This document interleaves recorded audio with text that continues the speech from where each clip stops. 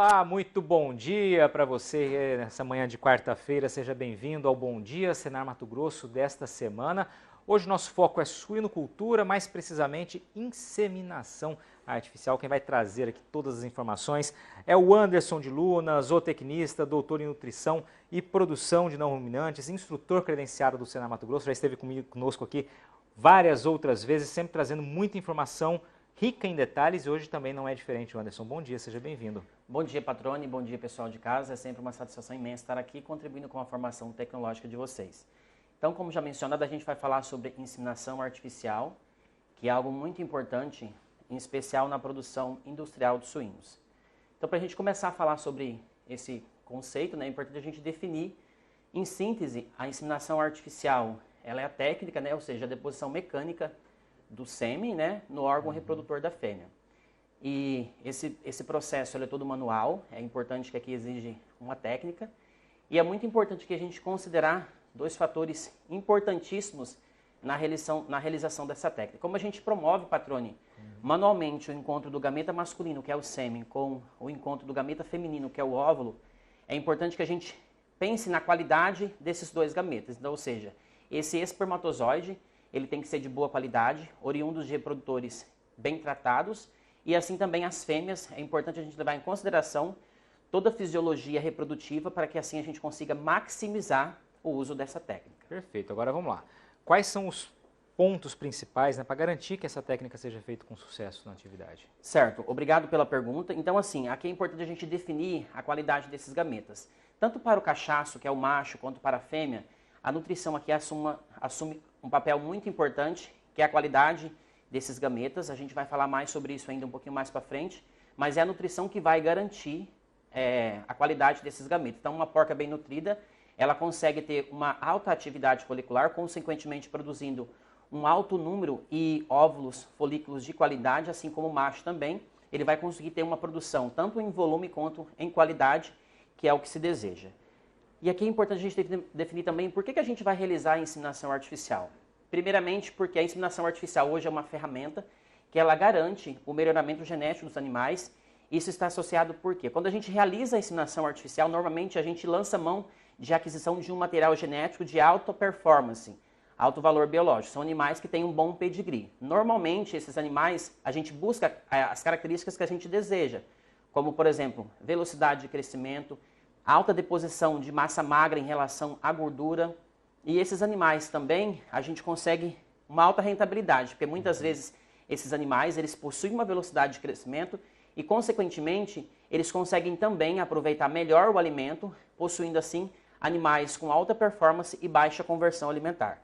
Algo muito importante também é que, através da inseminação artificial, muitas vezes você consegue garantir a sanidade desse plantel, visto que você não tem contato direto entre esses animais. E levando em consideração também que esses machos, eles são mantidos em um manejo onde é levado em consideração a saúde desses animais, consequentemente porque isso vai influenciar na qualidade dos gametas, no caso o sêmen, que eles irão produzir. Perfeito. Aí você traz o próximo slide, quando e como realizar essa inseminação. Isso. Então, primeiramente, aqui a gente tem que levar em consideração o preparo dessa matriz. Como que é feito isso? Como já mencionado, a matriz ela só consegue ter uma alta eficiência reprodutiva, que isso é mensurado através da sua elevada taxa de ovulação. Então, quanto maior a taxa de ovulação, consequentemente, vai ser maior também o número de leitões no final desse ciclo reprodutivo. E isso está associado ao fornecimento de uma dieta que atenda a todos os seus requerimentos nutricionais. Aqui, a gente deixa como sugestão, normalmente a gente recomenda o fornecimento do flush alimentar. Em síntese, o flush é uma alimentação à vontade, com altos índices de energia. Isso varia de técnico para técnico. Então, ou seja, e antes da gente submeter essas matrizes, a gente faz ali uma avaliação através da condição do score corporal para submeter a essa estação de monta somente aquelas fêmeas que têm essas características que a gente deseja, porque assim a gente assume que elas terão uma alta taxa de ovulação. Perfeito. Então, primeiramente, a inseminação artificial ela se inicia através do diagnóstico de manifestação do cio. Isso é feito com o auxílio de um profissional treinado, que a gente chama esse profissional de manejador, e também com o auxílio de um cachaço fisiologicamente maduro, onde esse cachaço, o objetivo dele ele não é realizar a monta, mas em si ele vai provocar a manifestação, a manifestação do cio em si, porque muitas vezes a fêmea ela está no cio, porém o período que ela vai ovular ainda está muito longe. Então você utiliza esse reprodutor, por isso que ele tem que ser maduro fisiologicamente, para que assim ele provoque esse estímulo e a gente possa realizar a inseminação artificial no momento correto. Isso também é um fator muito importante a ser considerado para que você consiga maximizar o uso dessa técnica. Perfeito. Aqui é muito importante você conhecer também a fisiologia dessa fêmea, ou seja, muitas vezes, como já mencionado, por que a gente realiza a inseminação artificial em um momento específico? Porque a gente tem que respeitar o período de ovulação. A inseminação artificial ela é feita mais de uma vez, justificando porque a gente tenta maximizar o momento certo da ovulação. Então, para isso é importante a gente conhecer a fisiologia dessa fêmea, que é importante você saber se você está trabalhando com uma fêmea que você vai inseminar ela a primeira vez, no caso aqui a gente chama ela de uma fêmea nulípara, né? Ou seja, é uma leitoa de reposição, ela nunca foi inseminada, então a fisiologia dela é um pouquinho diferente, ou se a gente vai trabalhar com uma fêmea múltiplas, que já vem aí de uma sequência de ordens de parto.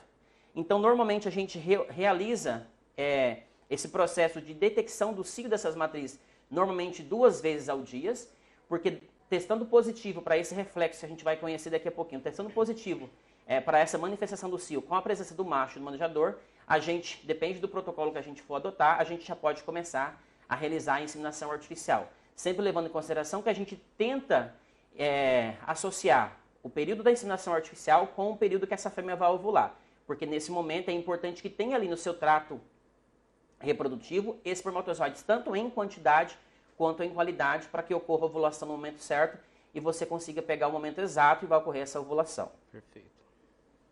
Então, para isso, né, para ocorrer essa detecção do cio, a gente normalmente lança mão de um reprodutor. Aqui é importante, produtores rurais, vocês utilizarem um animal maduro fisiologicamente. Normalmente, vários protocolos, várias cartilhas de produção animal, elas trazem para nós que esse animal ele tem que ter idade superior a 12 meses. Isso é importante por quê? Porque ele vai conseguir estimular essa matriz. Em especial, ele tem uma liberação de um hormônio masculino que é chamado de feromônio. E através da secreção salivar, ele consegue expressar esse hormônio, fazer com que no momento da detecção do cio propriamente dito, essa fêmea se sinta atraída por ele e a gente consiga realizar a inseminação artificial no momento correto. Então, normalmente, quando a gente realiza esse processo, nós temos aqui o que a gente chama de algumas características que essa fêmea ela vai apresentar, certo? Então, a gente pode citar como, por exemplo, ela testa positivo para esse reflexo de imobilidade ao macho, ela apresenta orelhas eretas, vulva inchada e avermelhada, secreção de muco denso e claro e reflexo de tolerância ao homem. Esse processo, ele ocorre simultaneamente. Então, como a gente pode ver nessa imagem, é soltado na frente das fêmeas um reprodutor maduro, esse macho. É importante que você tente estimular que esse animal ele faz o contato focinho-focinho. Nesse mesmo momento, na parte de trás da fêmea, terá o manejador. É importante que esse profissional ele seja bem treinado para essa técnica, onde esse manejador ele vai fazer uma pressão, né, nos flancos e na região lombar. E se essa fêmea reagir a esse estímulo e ficando imóvel a esse estímulo, subentende-se que essa fêmea está próxima do período de ovulação e ela já vai aceitar você realizar a inseminação artificial. Isso é muito importante. A gente fazer primeiramente esse teste para depois realizar a inseminação artificial. Então, aqui primeiramente você considerar se esse reflexo foi positivo, tanto esse reflexo de tolerância ao homem, quanto esse reflexo de tolerância ao macho, que ambos ocorrem simultaneamente. Depende do protocolo que foi adotado, né?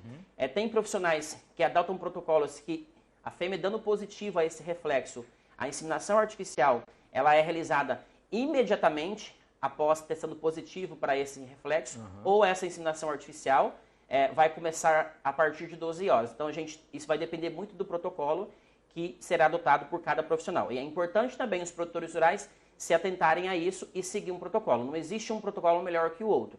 Existem as recomendações, levando em consideração as características fisiológicas do animal que está trabalhando para se adotar um protocolo de inseminação artificial.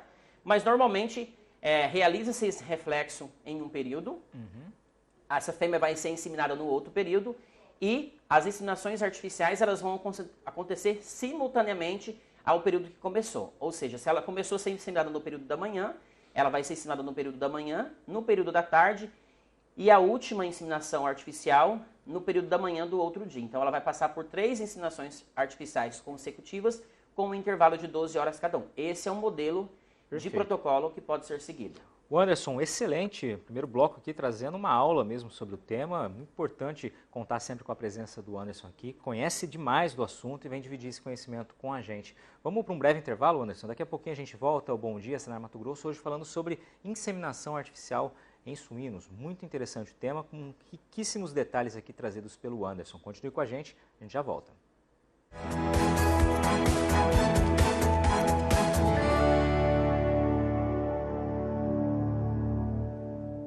Estamos de volta aqui ao estúdio do Canal Rural Mato Grosso, em Cuiabá. Este é o Bom Dia Senar Mato Grosso. Nesta semana falando sobre suinocultura, inseminação artificial em suínos. Quem está trazendo as informações, dando uma aula aqui para a gente, é o Anderson Luna, que é instrutor credenciado junto ao Senar Mato Grosso. Já trouxe muita informação no primeiro bloco, informação importante, né, Anderson? E vamos lá, quais são os tipos aí de inseminação artificial que a gente pode ter na atividade?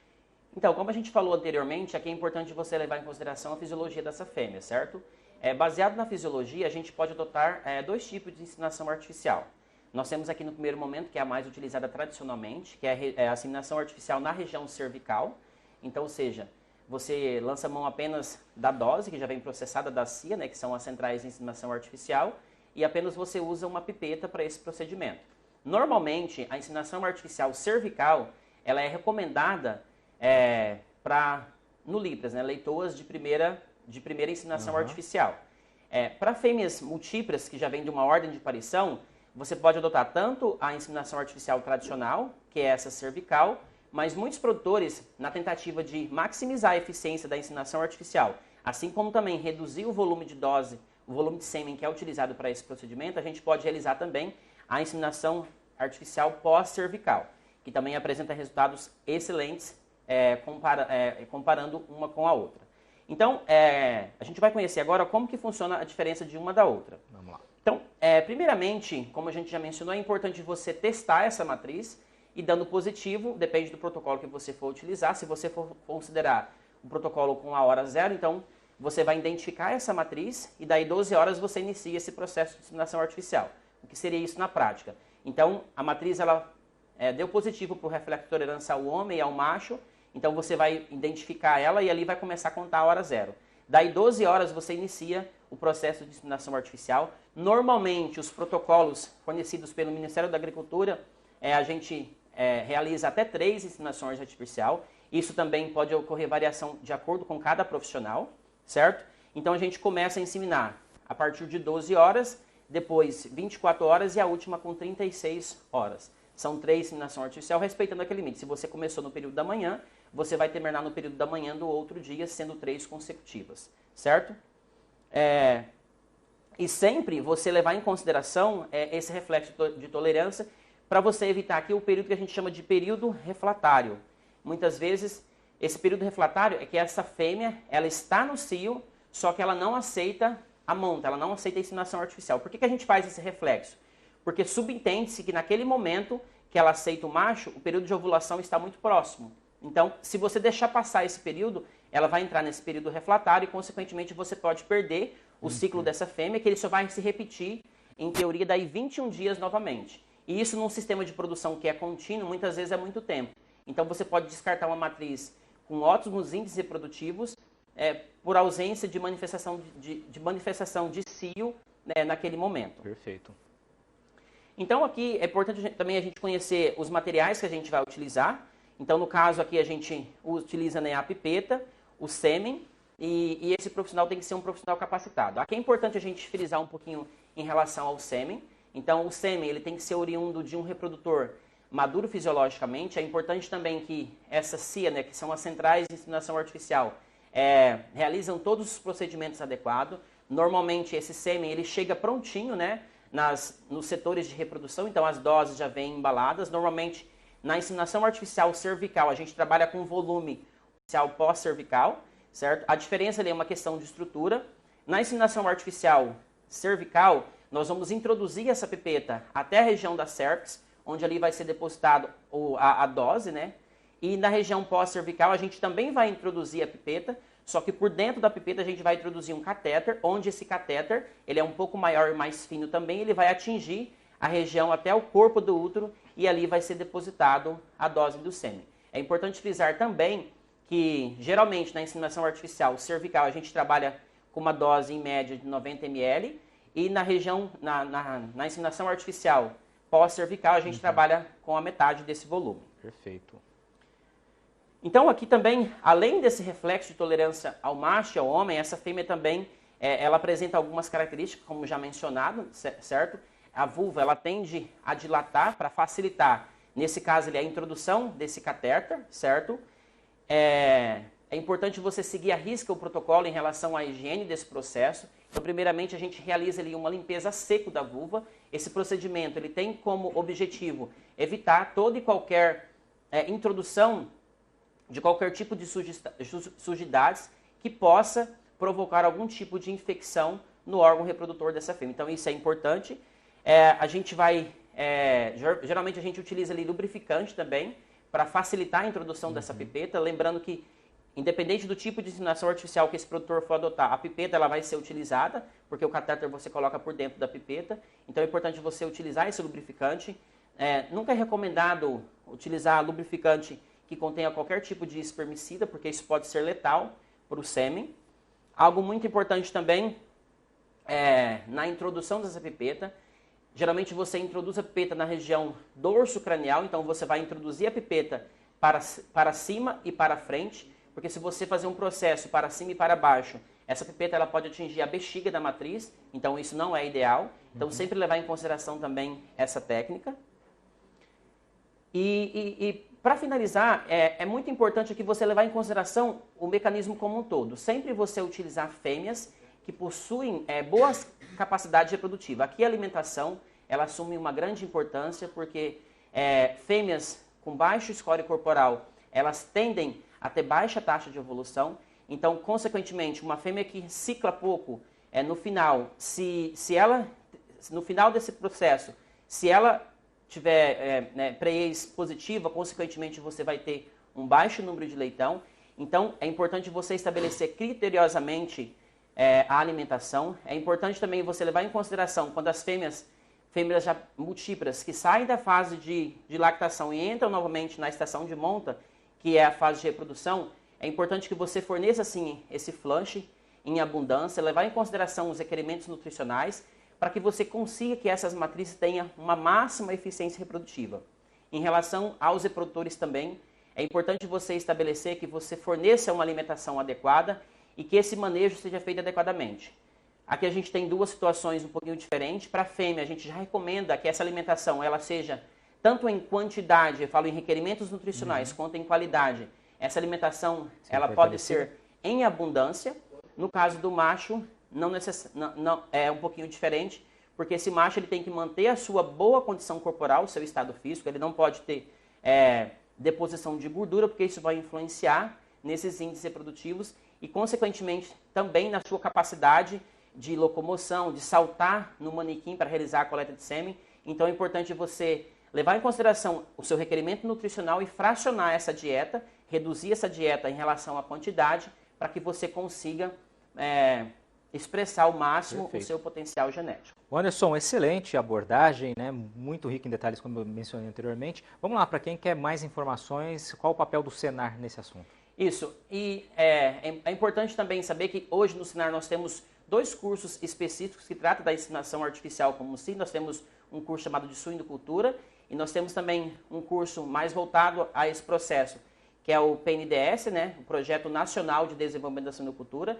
Então, você, produtor rural, que tem interesse em saber mais sobre esse assunto, procure o sindicato rural do seu município e existe lá no Senar um portfólio completo desses treinamentos e o Senar está à disposição, não só no estado de Mato Grosso, assim como também em todo o Brasil, para contribuir com a capacitação tecnológica de vocês. O Anderson Luna, obrigado pela tua participação aqui mais uma vez conosco. Sempre é muito legal ter você aqui, porque você conhece demais o assunto e consegue traduzir, né, e resumir com uma correria aqui, dentro do nosso tempo que a gente tem, os 22 minutos do programa, trazer essas informações que vão ser muito bem aproveitadas aí por quem está na atividade, quem está do outro lado da tela. Obrigado mais uma vez, parabéns pelo trabalho. Obrigado a você que nos acompanhou nessa manhã de quarta-feira em mais essa edição do Bom Dia, Senar Mato Grosso.